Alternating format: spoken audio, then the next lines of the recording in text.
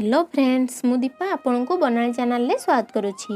Friends, समुद्र शास्त्र रे यह कुहा जाइछि कि व्यक्तिर दांत तार गुण दोष भाग्य विषय रे कहि थाए। जेउ लोकमानंकर दांत मझिरे फांका स्थान बा गैप रही थाए, सामुद्रिक शास्त्र अनुसार एही फांका स्थान व्यक्तिर भविष्यत विषय रे कहि थाए। फ्रेंड्स, जदि आपणकर भी दांत मझिरे फांका स्थान रहिछि तो आपण बहुत भाग्यशाली अटंती। दांत मझिरे फांका बा गैप थिबा कौन कही थाए आपणक विषय रे चलंतु जानिबा। जेउ भी व्यक्तिर सामने थिबा दांत मध्यरे स्पेस थाए, सही व्यक्ति बहुत बुद्धिमान अटंती। एही भली लोक जीवन रे बहुत उच्च स्थान हासिल करिथांती। आउ मध्य एही भली लोक खाइबा को बहुत इंपोर्टेंस देइथांती। एही भली लोक माने बहुत बुझिला वाला और चालाक होइथांती तथा आर्थिक समस्या आसिले एहार धैर्यर सह सामना करिथांती।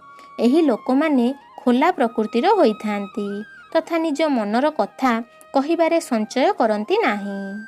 तो फ्रेंड्स, एहा थिला सेही लोकंक विषय रे जेउ मानंकु दांत मझिरे रही थाए गैप। आशा करछु फ्रेंड्स वीडियोटी आपको पसंद आस्थिबो। पसंद आस्थिले लाइक और शेयर करंतु।